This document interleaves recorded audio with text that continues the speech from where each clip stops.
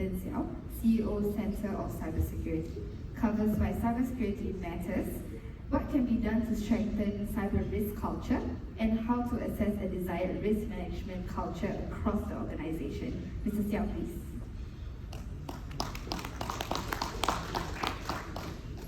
Hi everybody, testing, okay, good.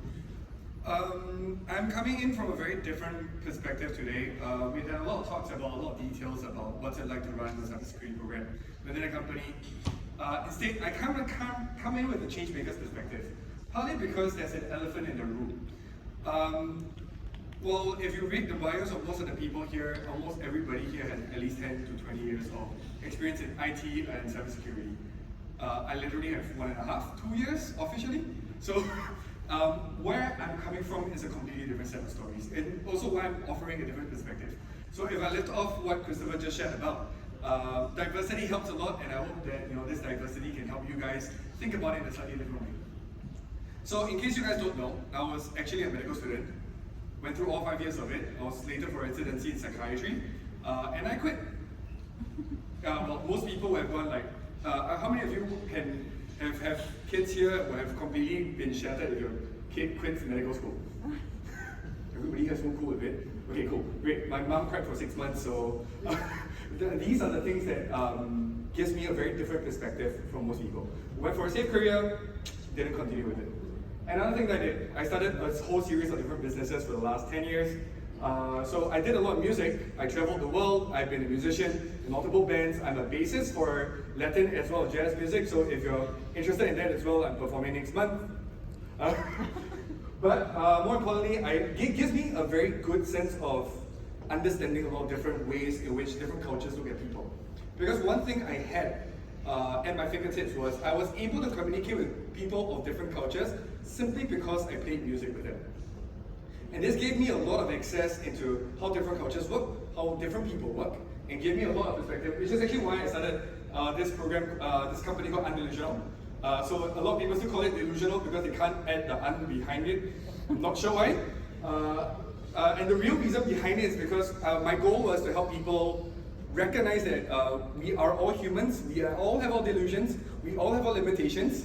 The goal is to reach a point where we are undelusional. That means slowly losing the delusions that we have. Like that we have zero tolerance that will solve all problems, right? These are the things that are common things that people think about. And eventually I created something a little bit more specific. I wanted to solve office politics. Yes, that's the very dreadful word that nobody wanted to sign up for, because if a company signed up with me, it means they're office politics.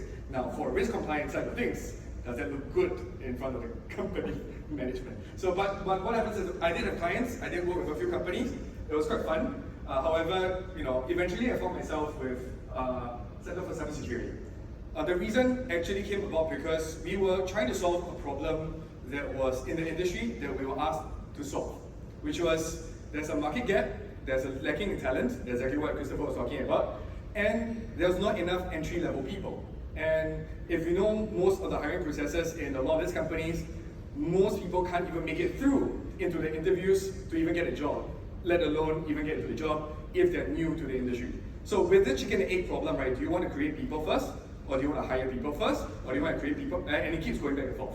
And even then, how do you even keep the people who even want to stay in the industry, because they usually get better pay after a while? That's exactly another set of issues, right, that we always face. So that's why we go back to what Hestic's going to do is leading cybersecurity change through people and processes. So what I specialize in all along is this word called change. In fact, if you see my whole career, there's only one word for it, and it's called change. Right? So I went from medicine to music production, I ran a music studio, I did business consultancy, I did some IT dev housework, I did UX design, I've worked also as a sound engineer, I've been behind the booth before, I've run conferences before, I ran a music event space. There are a lot of things that I've did. One thing that was constant in my life was understanding change and keeping people motivated to keep within my company and work with me all along the way. And that was actually one of the hardest things, right? Getting people to stay with you and work with you. So I'm very glad that I actually have a team that has followed me through a lot of this journey as well. So, but before I go into that, I'm just going to go through some hygiene factors that I'd like to go through. Why is change important? Because as we have talked about today, there's a lot of unknown unknowns. As I will go back to managed engines talk just now, there are a lot of advanced persistent threats that are just getting more and more sophisticated. There's only so much you can know and so much you can update. There's always new 0 days that will just throw you off your feet, and that's exactly what's been happening. Definitely go back to increased complexity of IT structures, again with hybrid. Lack of competent manpower, I don't need to repeat this. Christopher has spoken about this very well. Well, recession affecting willingness to spend. This is something that we've seen a number of companies cutting back spending on marketing and different things for cybersecurity products and for cybersecurity hires even. Some companies have been dropping some of the hires as well. Even though the industry is doing well, there is still all these different things where people will start asking you, should I spend this money on cybersecurity or into something that will make me money? And that's always the tussle within businesses. And last part, of course, is the increased cost of breaches and the impact on organizations. So why change is important is because the current system clearly does not work, which is why we're always trying to case up and improve the system. And so let's go back to this. Christopher was saying this really nicely, and I'll go back to the people and processes. Culture is the most effective way of protecting, the cybersecurity of an organization. It is the biggest ROI because it is a daily affair. It is not something it's automated on a human level. I mean, we all know that our biggest risk is the people, and we have a lot of stories about the managing director's VPN or this employee's VPN getting into the way and causing the breach. But one of the major parts about this is if people were vigilant, of course, culture would set the precedence to be able to prepare us and protect us from all these things from happening. And let's go into what culture is, right? It's defined as the ideas, customs, and social behaviors of a particular organization.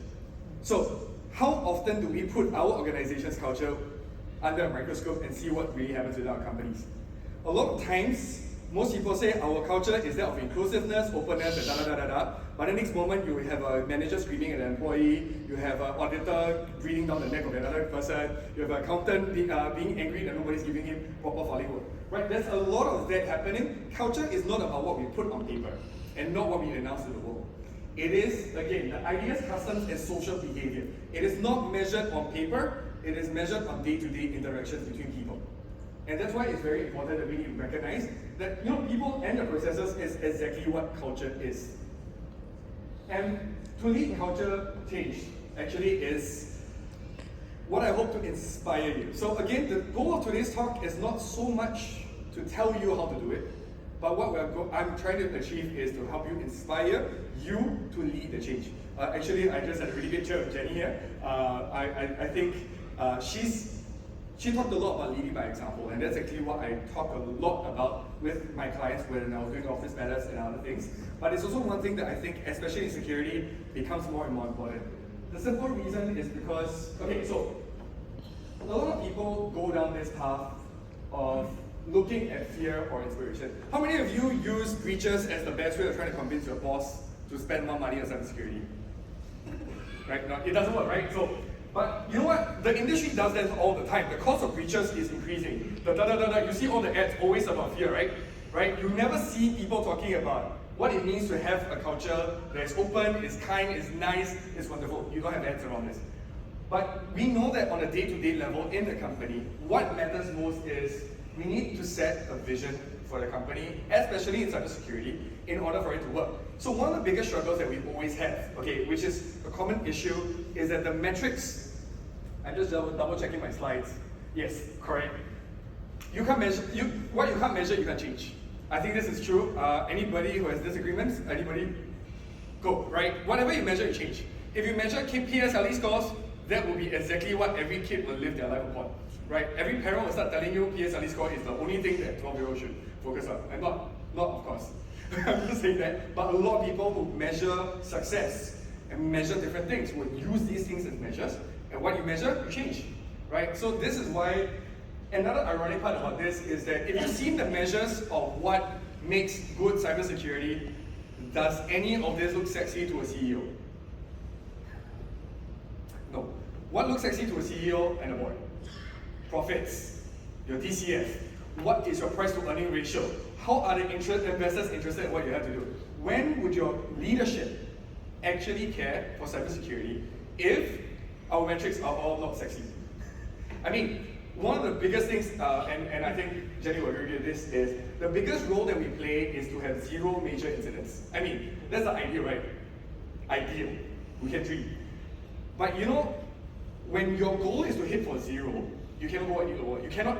So profits goes up, cost savings goes up, investor relation goes up, price to earning ratio goes up. Then what happens to cybersecurity? Right. One of the major parts about why is it hard to convince people is because if you're measuring downwards, meaning number of breaches, number of breaches is a very terrible number to use to measure your cybersecurity, because if you do your job right, that should be fluctuating and decreasing and affected by so many different factors. But how do you then convey this message to your leadership, to your company, rather than fear mongering and giving them, you know, we need to decrease or we need to prevent, if not you lose your job, if not da da da da da. So I'm just going to talk a little bit about this. I mean, one of the easiest ways of looking at this is the kind of questions we like to ask ourselves when we wake up in the morning and get into the work. So one of the major parts is, okay, so if you look at inspiration, right, what kind of cybersecurity leader would you want to be? Again, if you are not in the cybersecurity department, it doesn't matter. If you think that cybersecurity is something you care about, can you be the one who lead the change? Can you be the person who helps lead the change? What kind of image do the leaders of this company, especially for leadership executive level, do they want to have? Do they want to be the CEO that actually cares for cybersecurity? What kind of image do they care most about? Or are they the rockstar CEO that makes the most amount of profits? The likelihood of them focusing on cybersecurity is probably going to be low, unless you can figure out a way to convince them, right? What creates trust within the organization? This is also talking about culture. What are the common practices that are sacred that we can build upon? That means what are the things that people care most about this organization? But on the fear side, which is actually what most people do spend a lot of time on traditionally, is who's liable for the breach? Is it the CEO, the CISO, or is it the board? Is it somebody? And then, you know, there's all these stories about the latest one where Uber's ex-CEO is being dragged back because of the breach at Uber. That means even as a CEO who left, you're still liable. SolarWinds CISO is currently under attack as well. They're saying that legally it might not hold water, but this makes a lot of people question whether they should even want to become a CISO, right? There's all these different things. When you're fear-based, you're always worried about what's the cost of breaches. It's increasing, oh no, oh no, oh no. That's not a sexy number, by the way. And then what are the regulations that I can convince people with, right? Like the latest ISO 27000, okay, it's really one, SOC 2. Is there a next one that I can convince people on? I mean, all these things are, if you want to do fear-based, you have to always stay updated. You always have to keep looking at new things that draw lines around. And then we go to the managerial level. If you want to convince managers, right? My favorite part about this is if you look at inspiration, it's pretty much the same. But when you look at fear, what's the liability of these managers? Because at the end of the day, they're going to go, the CEO's at fault, right? So I don't have to worry, I don't have to take care of the company. And then, how would it affect my job? Most of them, if you look at a lot of companies, don't really get affected, even when big companies get breached. What are the incentives that will make them be interested in doing this? So if I want to do the fear-based, meaning rules, you need to follow this, you need to follow that. If not, you're not going to get across to people. And even on the employee level, right, down to the level, these are the people who are very often also the people who are likely to click on the ransomware links and other things, right? These are the biggest risks. And if you start imagining you have an organization of 1,000 people and try to draw all the lines for each of them, create nice little circles for them so that you make sure they're all okay, it's very hard for you as a leader to try to figure out what they need and what they need in order for you to get them to comply to what you want them to be like. On the other side, again, notice how the questions are the same. Why? Very simple. And this is actually the change maker's perspective. It's a lot easier to want to work towards inspiration because you can live by it every single day. You can wake up, be consistent as the person rather than scolding a person for a different thing every single day. Right? It's a lot easier to wake up and try to figure out what can I have the consistent matrix of moving forward. I'm not saying I have the answer for you because every company will be different. Right now, there's no gold standard for metrics for what is good cybersecurity, other than just decreasing numbers, which again, I don't agree with. So it's very much on the path of what is going to work for my company. What are the things I can look for? I'm trying to solve this problem for a few of the companies I'm working with as well, because they also have difficulty articulating this. But you know what? The fact that we ask this every single day and we're working with people every single day and having this question and having these discussions would only improve the situation. But if we spend all our time worrying about the breaches and the fear and what likely would happen next, it wouldn't help us in becoming a cultural change or lead the change within the company. So it is always important that we need to inspire and try to go for ideal. So what kind of company do you want to be? The one company with 46 different cybersecurity solutions yet still misses all the attacks? Or you are a company that focuses and cares about cybersecurity and every person plays their part, right? It might be kind of vague for now, but as we start building out the metrics, meaning how motivated are the employees, maybe there's an engagement score. If we use measurements such as how often do people report phishing within the company, how often do people detect certain things, maybe these are the small little metrics that we can start using as behavioral nudges, right? There are a bunch of awareness companies and companies that are coming out with all these new little metrics that might help us move people a little bit more towards what is ideal. And that's really what I would then look at. So while we're busy with the technical side of things, right? So I love the technical side of cybersecurity. I would spend time and hours just developing my home lab just to imitate Outland and try to attack it and see what happens. But it's a different thing when it's a real world, and I'm trying to lead people to figure out what's happening on the ground and how do you play your part every single day. And so I always the best way, and I hope this can inspire all of everybody, is if all you need to ask every single day, and here I use this as a practice since I started entrepreneurship, I just ask myself, what am I doing today to move the needle? That's all I need to ask every single day. If I've done one thing today to just move the needle,